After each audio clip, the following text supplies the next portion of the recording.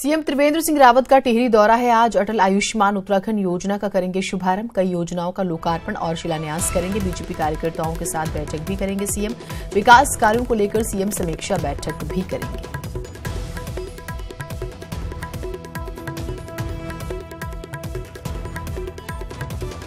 कई योजनाओं का लोकार्पण और शिलान्यास करेंगे मुख्यमंत्री। साथ ही बीजेपी कार्यकर्ताओं के साथ जो बैठक है वो बहुत महत्वपूर्ण।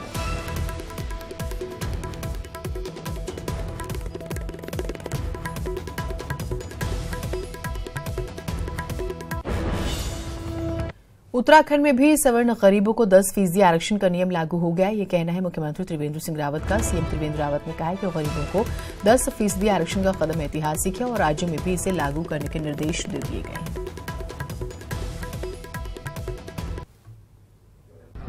जो भी विधिक कार्रवाई होगी उसके लिए निर्देशित कर दिया गया है, उसका परीक्षण किया जा रहा है और वो आप ये मानकर चले कि उत्तराखंड में वो एक तरह से लागू हो गया है, भारत सरकार ने किया है और मैं समझता हूं कि बहुत ही अच्छा निर्णय। मैंने कहा कि प्रदेश में पुलिस सत्यापन अभियान शुरू हो गया है। इस अभियान के तहत मलिन बस्तियां, पीजी हॉस्टल, औद्योगिक इलाकों के मजदूर और बाहर से आकर काम करने वाले किराएदारों को प्रमुखता से जांच में शामिल किया गया है।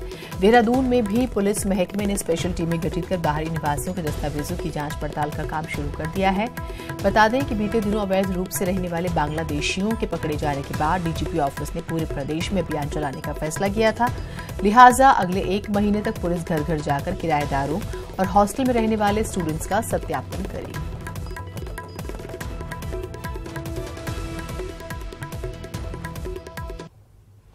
हमारे प्रत्येक थानों में 2 सब इंस्पेक्टर्स को हेड करती हुई एक टीम हमने बनाई है, जो कि अपने इन क्षेत्रों में जा जाके जो है आज से सत्यापन अभियान जो है वो प्रारंभ कर दिया है। अस्पतालों और अल्ट्रासाउंड सेंटरों की मिल रही शिकायत पर मंगलवार शाम जिलाधिकारी दीपक रावत ने ज्वालापुर क्षेत्र के कई अल्ट्रासाउंड सेंटर्स और निजी अस्पतालों पर छापेमारी की कार्रवाई की। इसके साथ उन्होंने ज्वालापुर क्षेत्र में एक BAMS डॉक्टर की क्लिनिक को भी अनियमितता पाए जाने पर सील कर दिया। डीएम की इस कार्रवाई से IMA हरिद्वार में काफी रोष है। उनका कहना है कि ये बेवजह डॉक्टरों को परेशान करने की कार्रवाई है। डॉक्टरों का कहना है कि जिस चीज की मांग जिलाधिकारी ने की है वो कागज कल तक उपलब्ध करा दिए जाएंगे। उनका कहना है कि उन्होंने कोई भी गलत काम नहीं किया।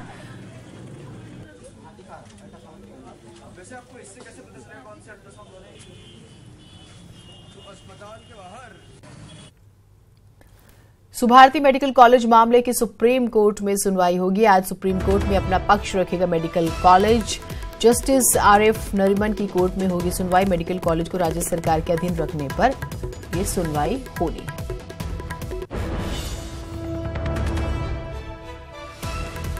तो सुभारती मेडिकल कॉलेज की हम बात कर रहे हैं। आज सुप्रीम कोर्ट में इस मामले को लेकर सुनवाई है, क्योंकि सवाल यह है कि इस कॉलेज को सरकार के अधीन रखना है, इस पर सुनवाई होनी है।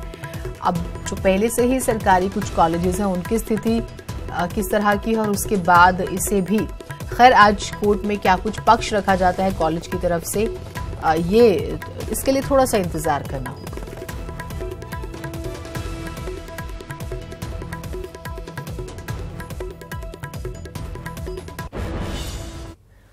पंतनगर के शांतिपुरी में खनन माफियाओं द्वारा फायरिंग कर मचाए गए आतंक का वीडियो न्यूज 18 ने बीते 11 जनवरी को दिखाया था।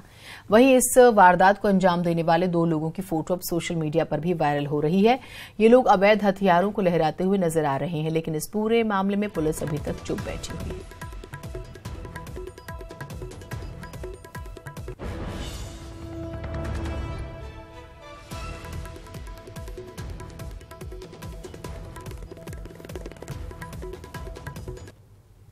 गढ़वाल और कुमाऊं को हवाई सेवा से जोड़ने का एक और सपना साकार होने जा रहा है। 17 जनवरी से देहरादून और पिथौरागढ़ के बीच फ्लाइट शुरू होगी। इसके लिए ऑनलाइन बुकिंग शुरू हो चुकी है। उड़ान योजना के तहत देहरादून, पिथौरागढ़ और पंतनगर के बीच फ्लाइट गुरुवार से शुरू हो रही है।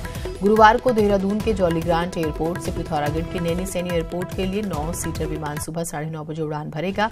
इस हफ्ते दोनों शहरों के बीच दिन में एक फ्लाइट होगी, लेकिन अगले हफ्ते से देहरादून पिथौरागढ़ की दिन में 2 बार फ्लाइट होगी। वहीं पिथौरागढ़ और पंतनगर के बीच भी हवाई सेवा शुरू हो जाएगी। पिथौरागढ़ से देहरादून की दूरी 50 मिनट में तय होगी, तो वहीं पिथौरागढ़ से पंतनगर की दूरी 30 मिनट में तय होगी।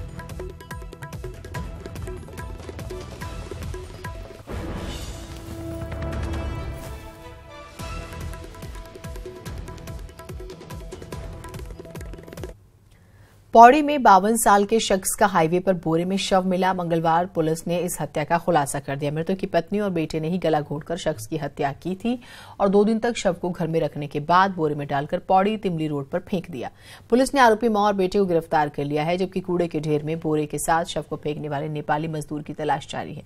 शुरुआती जांच में अवैध संबंधों को हत्या की वजह बताया गया है।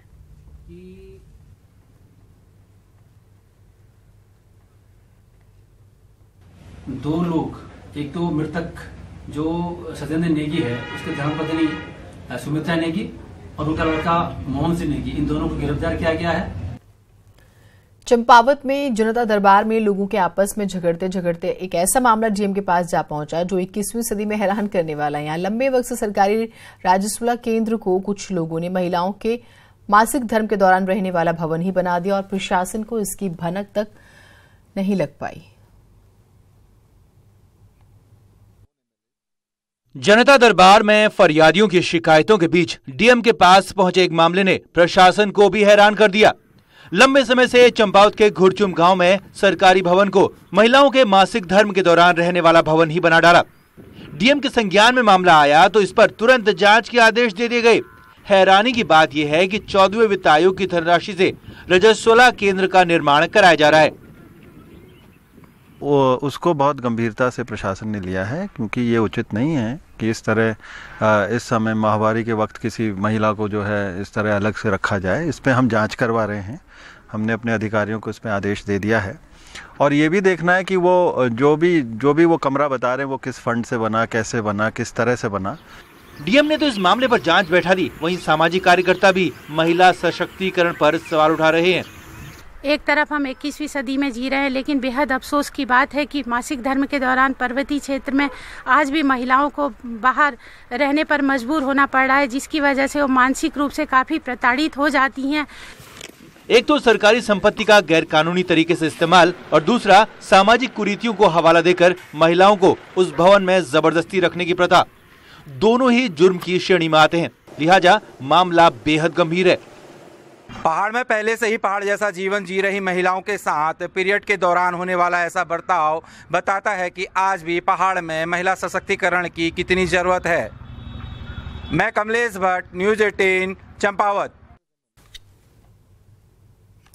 बीजेपी नेता और कारोबारी अनिल गोयल इनकम टैक्स की रेड के बाद पहली बार न्यूज़ 18 के कैमरे के सामने आए। गोयल ने कहा कि वो पाक साफ हैं। इनकम टैक्स की अगर हम बात करें, यानी विभाग के सूत्रों के अनुसार गोयल के 14 लॉकर्स का पता चला है। आईटी की टीम को अंदाजा है कि लॉकर्स में करोड़ों की ज्वेलरीज भी हैं, वहीं सैकड़ों की तादाद में रजिस्ट्री की भी जानकारी मिली है। सोमवार को प्रदेश बीजेपी के नेताओं के सामने सफाई देने के बाद गोयल मंगलवार को न्यूज़ 18 से मुखातिब हुए। गोयल ने कहा उनको इस बात का अंदाजा नहीं कि उनके बिजनेस को क्यों खंगाला गया। और मुझे लगता है कि एक व्यापारी होने के नाते कोई मेरे लिए ऐसा नहीं है कि ये नहीं हो सकता या कोई विषय है, और हमने पूरे कॉपरेशन के साथ उनके साथ सहयोग करते हुए जो चीज़ें उन्होंने चाही, जिस तरह से उन्होंने सर्च या सर्वे जो भी किया, उस पर हमने पूर्ण रूप से सहयोग किया। क्योंकि हमारे परिवार का हर सदस्य कर देता है, हर फर्म हमारी कर देती है, हर कंपनी हमारी कर देती है और वर्षों से दशकों से देती है। इसलिए मुझे कोई उसमें ऐसा वो नहीं था, परंतु किन कारणों से न किया, उनके पास क्या तो कोई ऐसी इशू था। मुख्यमंत्री त्रिवेंद्र रावत ने इस मामले को अनिल गोयल का निजी मामला बताया। उन्होंने कहा कि जो भी कार्रवाई हुई है उसमें सार्वजनिक कुछ भी नहीं है।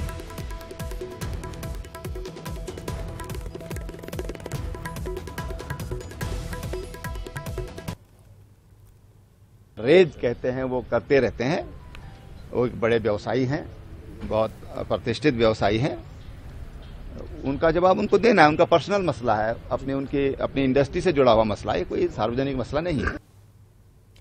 पिछले 1 महीने में बीजेपी के बड़े नेताओं के खिलाफ बड़ी कार्रवाई हुई और विपक्ष को घेरेबंदी का पूरा मौका मिला। लेकिन हैरानी की बात है कि विपक्षी कांग्रेस मुद्दों को जो है भुनाना तो दूर, उठा तक नहीं पा रही और पूरी तरह से स्लीपिंग मोड में नजर आ रही है। बीजेपी नेता अनिल गोयल के घर इनकम टैक्स की रेड होती है और काले धन का खजाना मिलता है। देहरादून में ही बीजेपी के महानगर अध्यक्ष विनय गोयल का एक वीडियो वायरल होता है, जिसमें दलितों के खिलाफ अपशब्दों का इस्तेमाल भी होता है। यही नहीं, मीटू में फंसे बीजेपी के पूर्व संगठन महामंत्री संजय कुमार पर केस तक दर्ज कर लिया जाता है। रामनगर में एक किसान भी आत्महत्या कर लेता है। लेकिन इतने बड़े मुद्दों के बाद भी विपक्ष खामोश है। पिछले एक हफ्ते से कांग्रेस के बड़े नेता दिल्ली में अपनी उलझनें सुलझा रहे हैं। जो नेता राज्य में बच भी गए हैं, वो पार्टी लाइन से अलग खुद के कार्यक्रमों में जुटे हुए हैं। ऐसे में सूबे में बीजेपी और कांग्रेस का अघोषित याराना दिख रहा है। मुझसे तो आप ये बात करिए, कोई उत्पाद ऐसा रह गया है, कोई सांस्कृतिक पहल ऐसी रह गई है, कोई सामाजिक मुद्दा ऐसा रह गया है जिसको उठाना है तो मैं उसको उठाऊंगा। जो संगठन बनाने का काम है वो माननीय प्रीतम सिंह जी के हाथ में है, वो उस काम में लगे हुए। लोकसभा चुनाव नजदीक हैं, कहां तो कांग्रेस को सड़कों पर होना चाहिए, लेकिन कांग्रेसी नेता आपसी लड़ाई में ही उलझे दिख रहे हैं। हमले का मौका बीजेपी को भी मिल रहा है। कांग्रेस तो विभिन्न गुटों का संगम है। गुट चलते रहते हैं, खींचते रहते हैं। वहां कोई संगठन थोड़ी होता है। वहां तो जैसे समूह होते हैं उस तरह से होते हैं। कबीले अपने अपने, एक कबीले के नेता फलाने, एक कबीले के नेता फलाने। तो इस तरह से कांग्रेस का एक कल्चर है। सियासत का सबसे बड़ा इम्तिहान नजदीक है, लेकिन लगता है कांग्रेस नेता लड़ाई के दिन घी पीना चाहते हैं। जिस समय सदन से लेकर सड़क तक उसे भाजपा पर हमलावर होना चाहिए था, वो अपनी उलझनों में उलझी हुई है। ऐसे में लोकसभा चुनाव में वो मोदी इफेक्ट का सामना कर पाएंगी या फिर उसका फॉर्मूला वो ढूंढ पाएगी, ऐसा कहना मुश्किल है। कैमरामैन प्रेम प्रकाश के साथ Robin Singh Chauhan, news 18 Dehradun. Rugby खेल का नाम सुनते इंग्लैंड का ख्याल आता है, लेकिन आपको जानकर हैरानी होगी कि रग्बी से भी ज्यादा रोमांचित कर देने वाला एक ऐसा ही खेल पहाड़ों पर भी खेला जाता है। गिंदी कौथिग के नाम से प्रसिद्ध मेले के दौरान इस मैच को खेला जाता है, जिसमें 10 या 20 नहीं बल्कि सैकड़ों खिलाड़ी एक साथ खेल खेलते हैं। रिपोर्ट। यूं तो देश में कई तरह की खेल प्रतियोगिताएं होती हैं, लेकिन गढ़वाल में होने वाला गिंदी का मैच सबसे अनोखा और रोमांचित कर देने वाला खेल है। पौड़ी गढ़वाल के यमकेश्वर ब्लॉक के थल नदी और डाडा मंडी में मकर संक्रांति के दिन होने वाले इस मुकाबले में अनगिनत खिलाड़ी होते हैं, जो गेंद को अपने पाले में डालने के लिए एक साथ मैदान में जीत के लिए संघर्ष करते हैं। ऐसा हुआ कि जब औरंगजेब के आतंकवाद से लोग पहाड़ों की ओर पलायन हुए, तो राजस्थान से अधिकांश लोग जो है पर्वतीय क्षेत्र में आए और थल नदी और अजमेर नाम की उन्होंने 2 पट्टियां निर्धारित की। और उसके बाद चूंकि वहाँ भी ये मेला चलता था और उसी की तर्ज पर उन्होंने 1872 में थल नदी में गेंद मेला का प्रादुर्भाव किया। ये खेल दुनिया का पहला ऐसा खेल है जिसमें ना कोई रेफरी होता है और ना ही समय की कोई बाध्यता। चमड़े की गेंद से इस खेल को खेला जाता है, जो गेंद छमाड़ राम तिवाड़ी के ही वंशज बनाते हैं। खेल से पहले तिवाड़ी के वंशज गेंद की पूजा करते हैं। गेंद का वजन 5 किलो से लेकर 15 किलो तक रखा जाता है। गेंद में 4 हत्थे बनाए जाते हैं। परंपरागत हमारे जो शिल्पकार होते हैं वही इसको हर साल बनाते हैं और ये इसमें 4 कंगने हैं, 4 हत्थे हैं जिनको पकड़ करके 4 लोग खींचते हैं। बहुत आनंद हम इसमें लेते हैं और इस आनंद का हम ऐसा आपको बखान करें कि हम 1 साल इस मेले का इंतजार और प्रतीक्षा करते हैं। ये मेले के लिए हम अपनी जान लगा देते हैं और हर साल की तरह इस बार भी हर साल हमने इस मेले को जीता है, बॉल जीता है।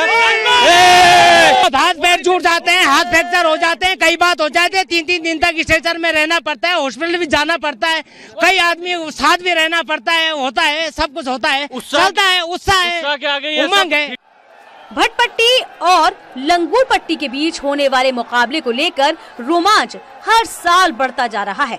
हजारों की तादाद में लोग इस खेल को देखने आते हैं। ऐसे में उम्मीद की जा रही है कि इसी साल से राजकीय मेला घोषित हुआ गिंदी का मेला देश में अपनी अलग पहचान बनाएगा। अगर आपको कहीं सर्दी लग रही है तो आ जाइए गढ़वाल में खेले जाने वाले इस गिंदी के मेले में, क्योंकि यहाँ आपको सर्दी नहीं बल्कि गर्मी का एहसास होने लगेगा।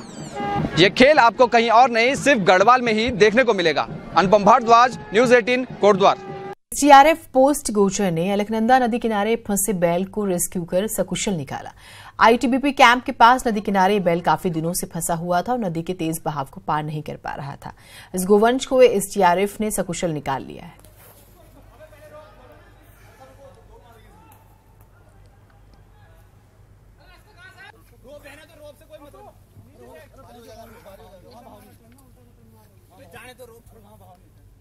प्रदेश में अपनी कई मांगों को लेकर पेयजल कर्मचारी अनोखा विरोध प्रदर्शन कर रहे हैं। विरोध के दौरान कर्मचारी काम धंधा ठप न करके गले में तख्ती डालकर काम कर रहे हैं। कर्मचारियों का कहना है कि इन्हें पिछले 3 महीने से तनख्वाह नहीं मिली है, जिसकी वजह से कई परेशानियां हो रही हैं।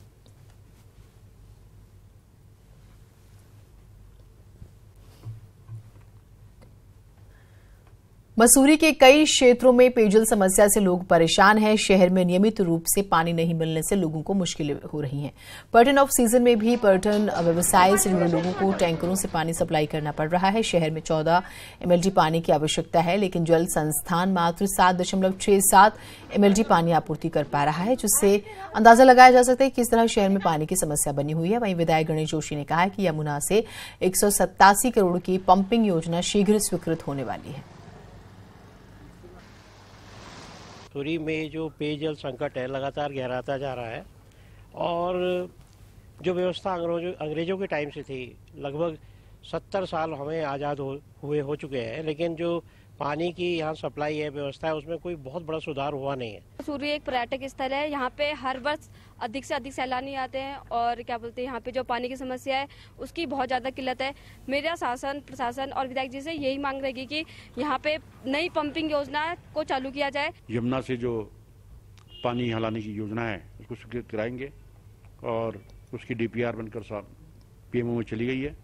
अब मुझे पूरा भरोसा है कि शीघ्र ही उस 187 करोड़ की वो योजना है, इस योजना के बनने के बाद मसूरी की पेयजल की समस्या का समाधान होगा।